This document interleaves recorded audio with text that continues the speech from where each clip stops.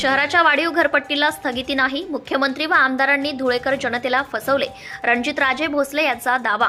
धुळे महानगरपालिकेने नव्याने वाढवलेल्या घरपट्टीला महाराष्ट्र सरकारने कोणती स्थगिती दिलेली नाही किंवा रद्द केली नाही, असे राष्ट्रवादी शरद पवार पक्षाचे शहर जिल्हाध्यक्ष श्री रणजितराजे भोसले यांनी सांगितले आहे।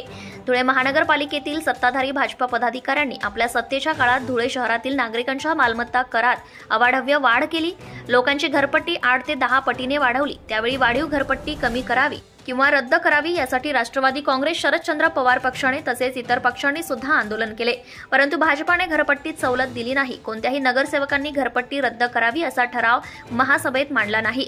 एवढेच नव्हे तर महाराष्ट्राचा विरोधी पक्षनेता ते मुख्यमंत्रीपर्यंत भेटीगाठी पत्रव्यवहार शहरातील विविध नेत्यांनी केला, परंतु त्यालाही यश मिळाले नाही।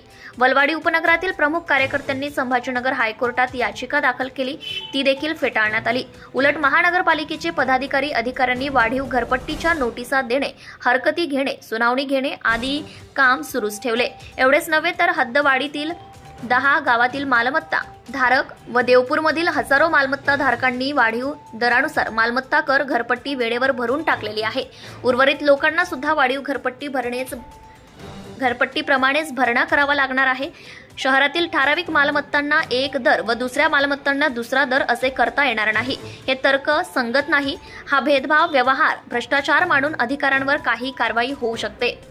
तथापि 2 दिवसांपूर्वी धुळ्याच्या आमदारांनी वाढीव घरपट्टीला स्थगिती मिळाली, ती रद्द झाली, जुन्या दराने लागू होईल असे सांगितले, परंतु ते धांदात खोटे आहे।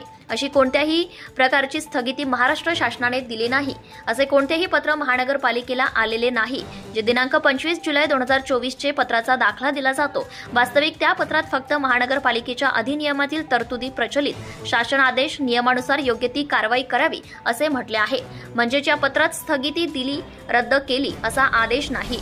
आपण स्वतः मनपाच्या अधिकाऱ्यांना भेटून खात्री करावी। मुख्यमंत्री आमदारांनी धुळेकर जनतेची दिशाभूल करून फसवणूक केली आहे। दोघांनी स्टंट करून धुळे शहराच्या लोकांच्या तोंडाला पाणी पुसण्याची काम केलेले आहे। विधानसभेच्या पायऱ्यांवर बसून आमदारांनी आंदोलन केले व व्हिडिओ व्हायरल केले, हे स्वागतार्ह आहे, परंतु हे फक्त राजकीय नाटिका ठरली। मुख्यमंत्र्यांनी फक्त फोनवर बोलून वेळ मारून नेली, कोणताही लेखी आदेश दिला नाही। धुळेकर जनता हुशार आहे, जनतेला सर्व कळत आहे। जोपर्यंत स्थगितीचा किंवा रद्दचा लेखी आदेश येत नाही तोपर्यंत सुज्ञ धुळेकर शहरातील नागरिकांनी काही राजकीय नेत्यांवर विश्वास ठेवू नये, कारण ही भाजपा व MIM पक्षाची मिलीभगत आहे। एकाने मारायचे नाटक करायचे व दुसऱ्याने रडण्याचे नाटक करायचे असे ठरलेले आहे। भाजपा व MIM एकाच नाण्याच्या 2 बाजू आहेत, असे रणजितराजे भोसले यांनी म्हटले आहे। यावेळी नंदू यलमामे, राजू डोमाळे, अशोक धुळेकर, ज्ञानेश्वर सोनवणे, भोला साईंदाणे, बंटी वाघ, राजू चौधरी आदी पदाधिकारी उपस्थित होते। पालिकेने जी वाढीव घरपट्टी आकारलेली होती त्याला महाराष्ट्र सरकारने कुठेही स्थगिती दिलेली नाही, रद्द केली नाही किंवा महाराष्ट्र सरकारचा जुन्या दराने आकारणी करावी असा कुठलाही आदेश आलेला नाही। या संदर्भामध्ये महाराष्ट्राचे मुख्यमंत्री आणि धुळ्याचे आमदार यांनी काही दिवसापूर्वी विधानसभेच्या समोर बसून एक व्हिडिओ व्हायरल केला होता आणि तिथं स्थगिती दिली, पत्रकाद्वारे दिली असं त्या पद्धतीने त्यांनी म्हटलं होतं। माझं स्पष्ट मत आहे की महाराष्ट्राचे मुख्यमंत्री आणि या शहराचे आमदार हे दोघं धुळे शहरातील जनतेला फसवण्याचं काम करताय, चुकीची माहिती देण्याचं काम करताय।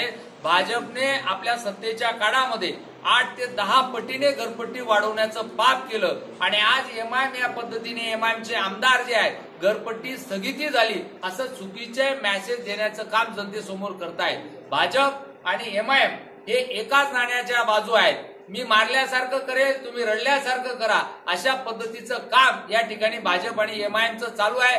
माझी जनतेला विनंती आहे की अशा ज्या नेत्यांवर विश्वास ठेवू नये। कुठल्याही पद्धतीची घरपट्टी या शहराची कमी झालेली नाही किंवा रद्द झालेली नाही। Subscribe now and press the bell icon. Never miss an update.